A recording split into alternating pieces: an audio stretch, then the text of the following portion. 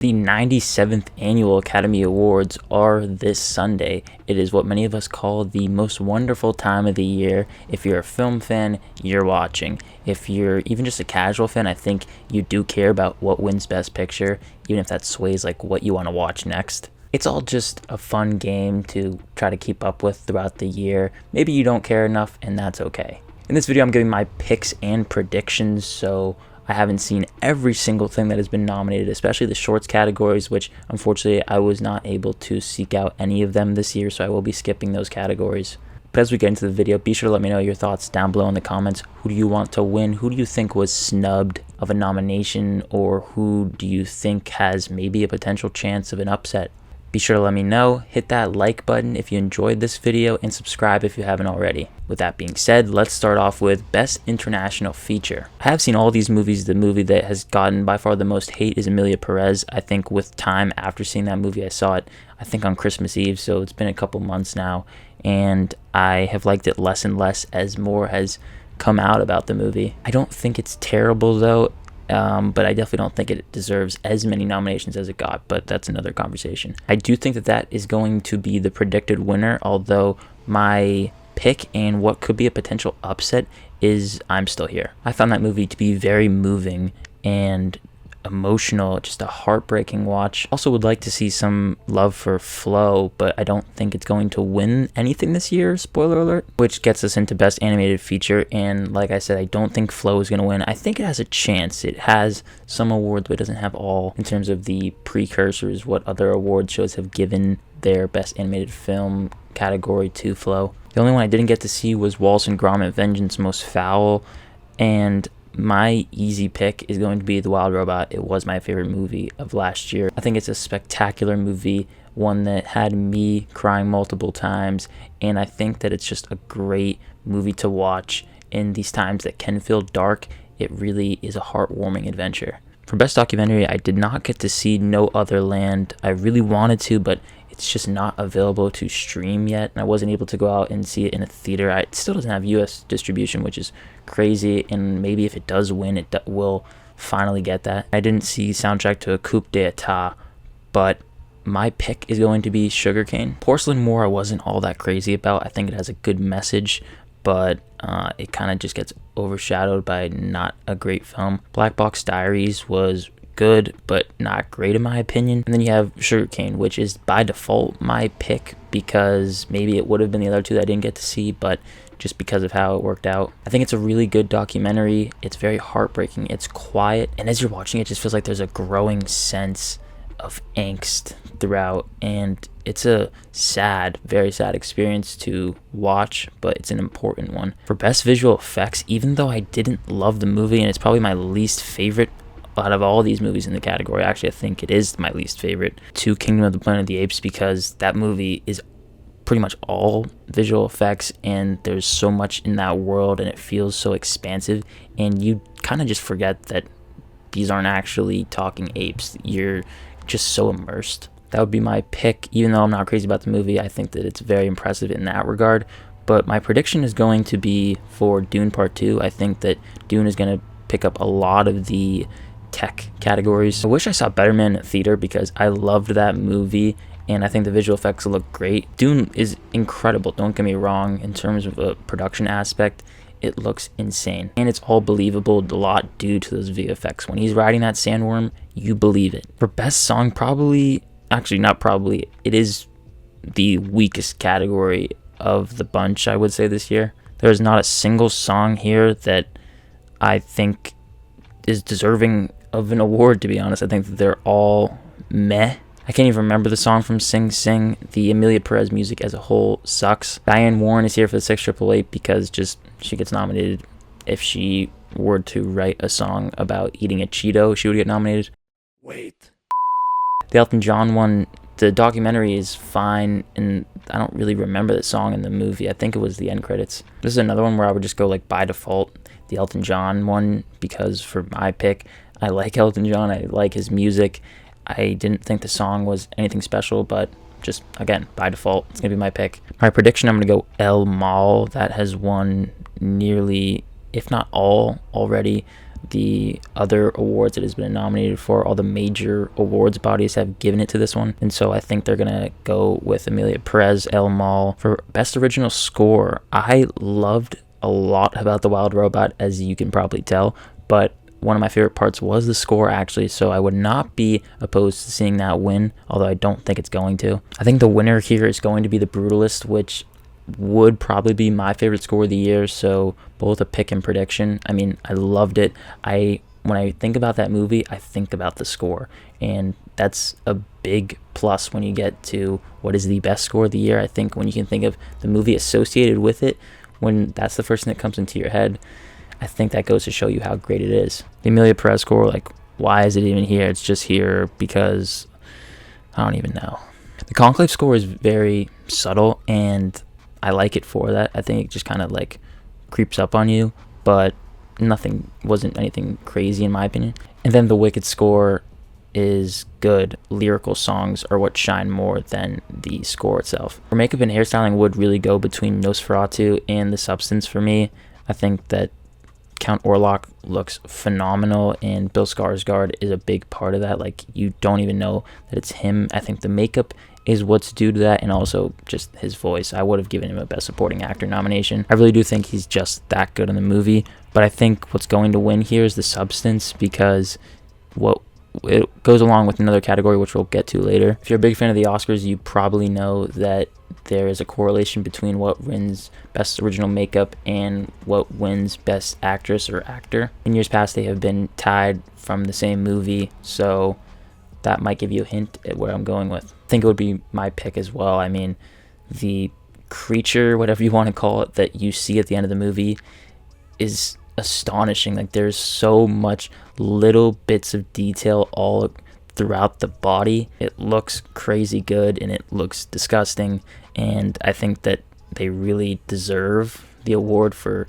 crafting that. Although Sebastian Stan does look excellent in the portion of the movie of A Different Man that he does have all of that prosthetics on. For best sound, I think I am going to give it to Dune Part 2. Like I said, I think it's going to win most, if not all, the technical categories, and I would say that that's my pick as well. I would say watch out for A Complete Unknown here, because musical biopics, I mean, they have great sound. The movie has great sound, but also a movie about a musical artist, there's some correlation there. I would say that could be an upset. For costume design, that surprisingly, this is the only place that Gladiator 2 got a nomination. For a lot of us, we were predicting it to get much more. Some of us were even predicting Best Picture. The movie didn't live up to a lot of our expectations, and I don't think it's going to win this category. My prediction is going to go to Conclave. It's really between that and Wicked for my prediction. I am going to go with Conclave. For my pick, I would probably go with Wicked. I think that the costumes look wonderful in that world, and it's, again, one of that, while it might be smaller to a lot of people, it is one of the big aspects when you're looking at the whole picture of it that makes it, that world, so immersive, and you feel like you're a part of Oz as you're watching it. Even just the costumes, all that stuff. For production design, I am going to go with The Brutalist. How that movie was made with its budget, and especially when you get to the production design aspect of it, the fact that it looks just so phenomenal. All the sets bring you back to that time period. It's incredible, and so I think that it really deserves the award. That's my pick and prediction.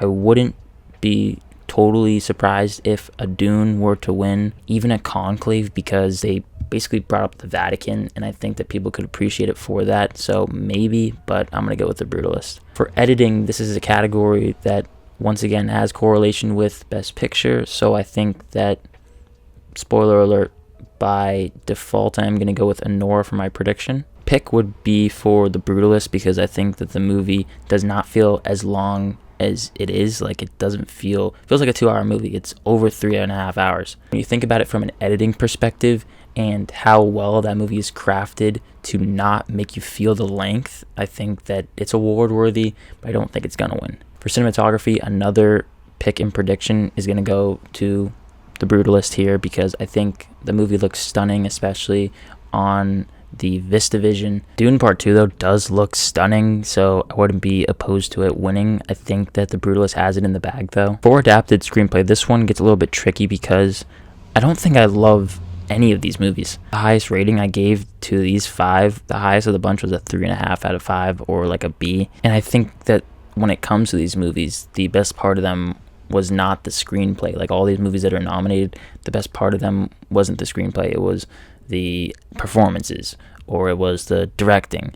It was not the screenplay, in my opinion. So I think I'm going to give the edge to Sing Sing. That is my pick. I think the writing is good in that movie, but I think the performances are what elevated. 2 of these guys that were nominated were incarcerated. So I think that it would be special to see them win. I don't think they're going to, though. I think that Conclave is going to win here. The screenplay is good, but I'm not crazy about the movie, so it wasn't something that I'm overly in love with either. Original screenplay is a bit of a different conversation because I love a couple of these movies.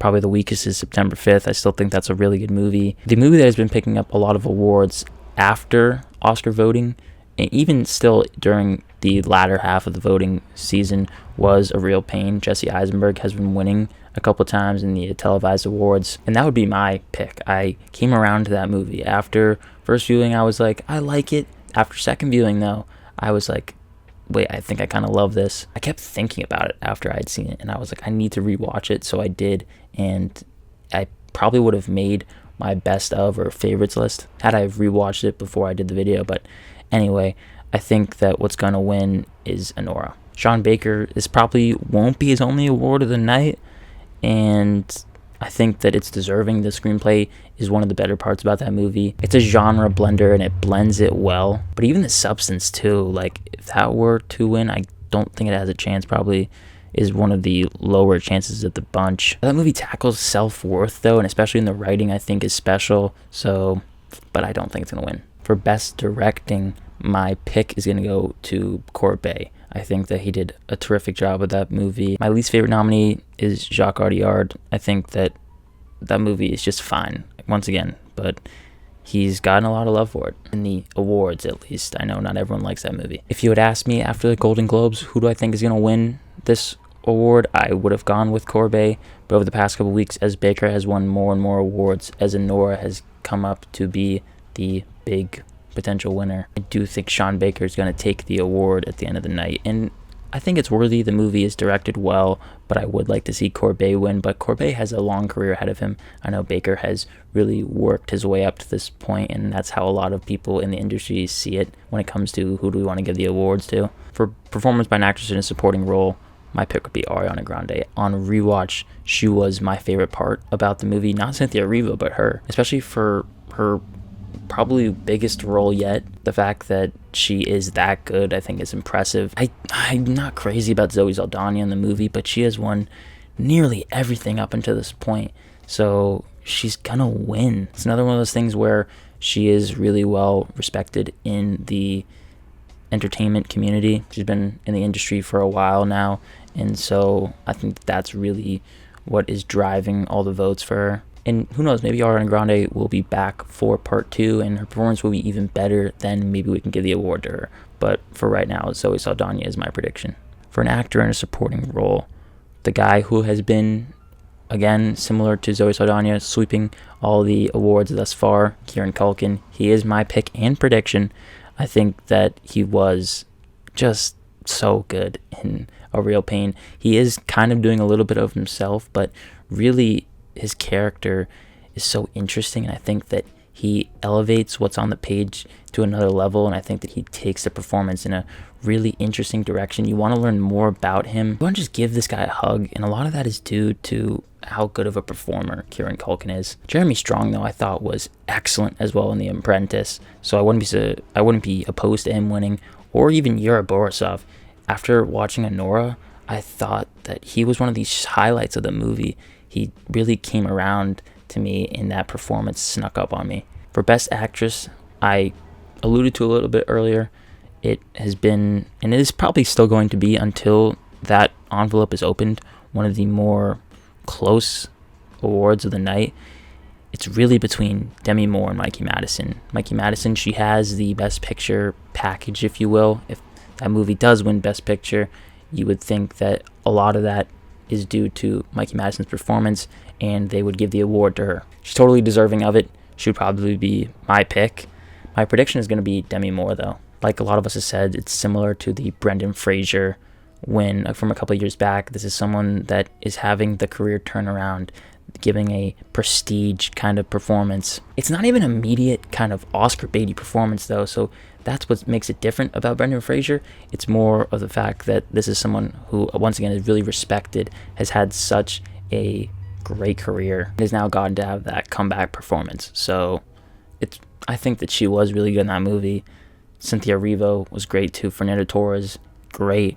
Mikey Madison, excellent. Carlos Sofia Gascon, I've really lost a lot of respect for Gascon with all the drama that has happened. So when I come down to Demi Moore and Mikey Madison, I think Demi Moore is going to win. For Best Actor, I think a safe bet is Adrien Brody. He has won a lot. Not everything though, because Timothée Chalamet just picked up the SAG Award, gave a really nice speech, one that has gotten a lot of people talking. Had he have given that speech during the Oscar voting period, I think this conversation would be a little bit different. My pick would be Chalamet. He completely transformed into Bob Dylan, and I think that one of the things that makes a great performance is when you don't even, one, tell that it's Timothée Chalamet, and two, if they're playing a real life person, they just become the person. It is an Oscar baity kind of thing, but you gotta give credit where credit's due. The same can be said for Sebastian Stan, who is, you don't even recognize him at times. Adrien Brody is my prediction, and it's a worthy performance. He was excellent, don't get me wrong. And finally, Best Picture. I didn't think that the movie that is projected to win, if you had asked me 2 months ago, would I have thought it's going to win? No. Now I do think it's going to win. My prediction is going to be Anora. You know what though? It's a very good movie. It's a great movie. One that I would not be opposed to it winning Best Picture. If it does end up winning, I'm happy for it. I'm happy for the crew and everyone involved in the movie. I think that it really goes to show that the independent film space, I think what it says for those films is really important. And especially Sean Baker, he's really just been championing that aspect of the industry.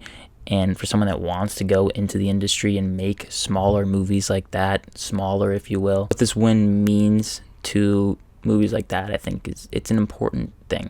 But my pick would be For the Brutalist, a movie that I think, if Anora wasn't in the conversation, would be winning. Although Conclave is really powerful too. Don't count out Conclave. The Brutalist though is a throwback to movies that we don't get anymore. An epic. I know I'm not the first person to say that, but it's true. I think Anora's going to win this award and a couple other ones too. But that is it for my picks and predictions video for the 2025 Academy Awards. Be sure to let me know your thoughts down below in the comments. What do you think of my picks? What do you think of my predictions? Let me know. I want to thank you so much for watching this video, and as always, look forward to more content coming soon.